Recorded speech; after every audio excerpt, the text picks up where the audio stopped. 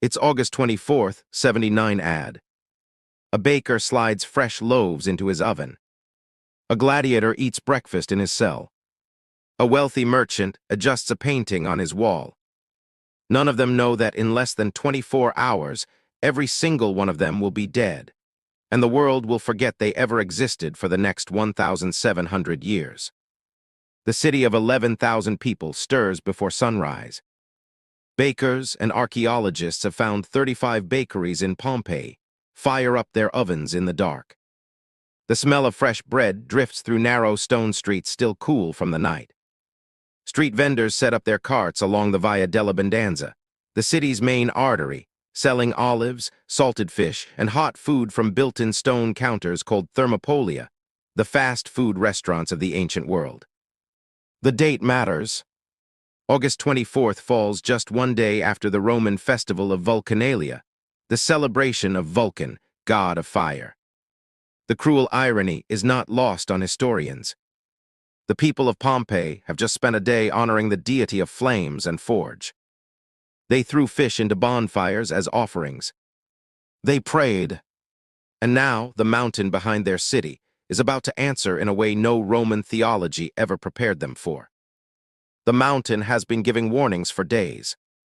16 years earlier, in 62 AD, a massive earthquake had shaken the region so badly it damaged buildings that were still being repaired in 79 AD.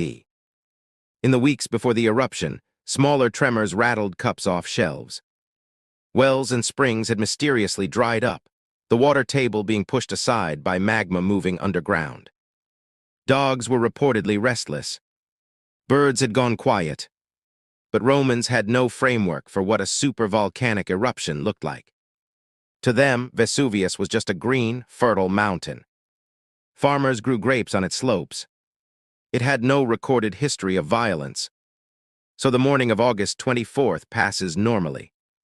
The city is busy. An election is coming. Campaign graffiti covers the walls. One inscription reads, "His neighbors urge you to elect Lucius Statius Receptus." Life is intensely, stubbornly ordinary. Just after midday, historians now believe around 1 p.m. based on ash layer analysis, and the letters of Pliny the Younger, Vesuvius explodes. The sound alone would have been catastrophic.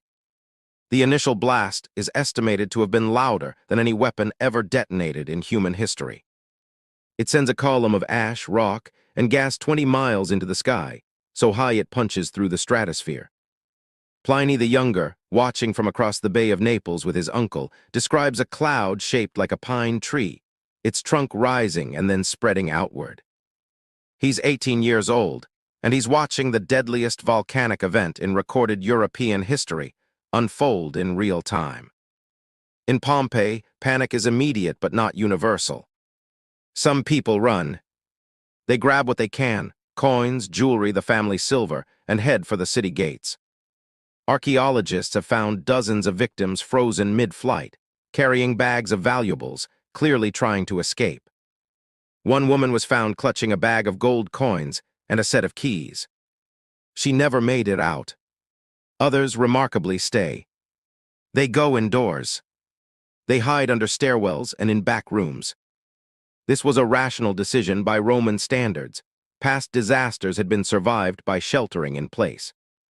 They had no way of knowing that sheltering would be fatal. For the first few hours, Pompeii is pelted with pumice, lightweight volcanic rock raining down at the rate of 6 inches per hour, then faster.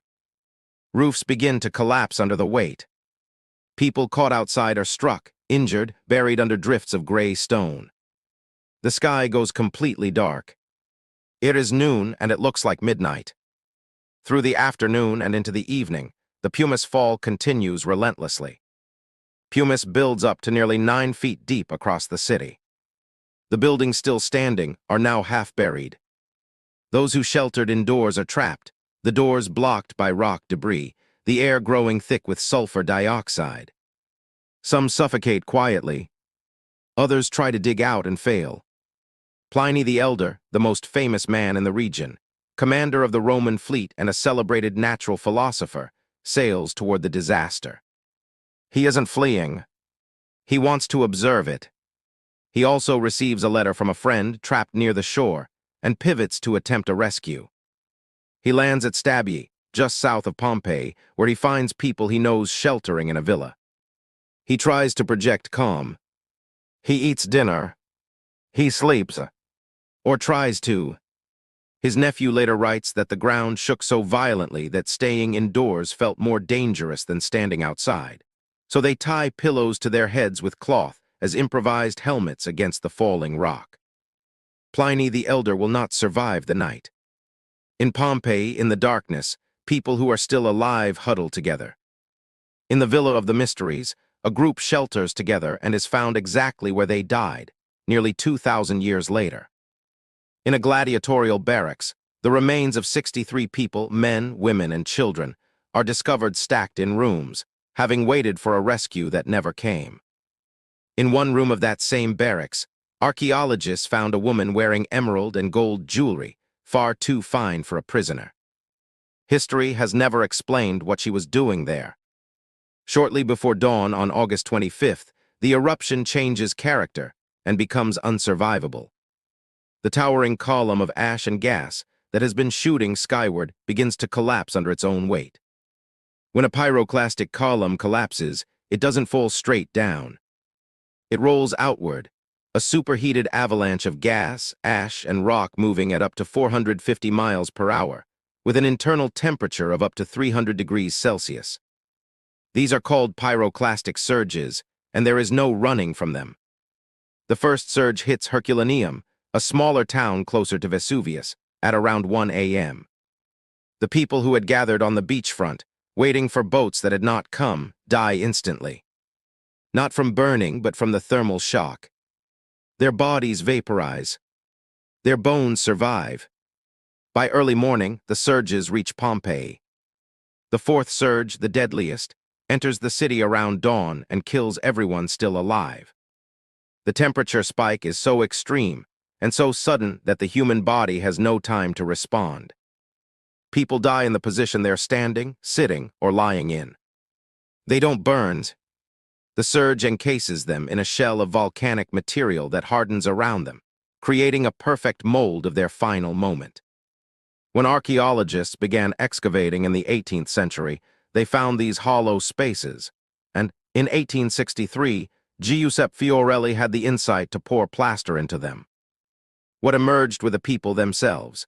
A man shielding his face with his arm, a woman holding an infant to her chest, a dog straining against its chain, a group of people huddled together in a final embrace. The ash had preserved not just their shapes, but the expression on their faces, the furrowed brows, the open mouths, the posture of people who knew, in that last instant, exactly what was happening. By the time the eruption ends, Pompeii is buried under 13 to 20 feet of volcanic material. The city doesn't burn. It doesn't crumble. It simply disappears. Within a generation, people have forgotten exactly where it was.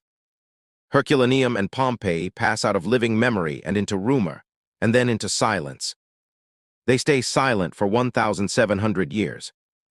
When excavations seriously begin in the 18th century, what they uncover is unprecedented in archaeology.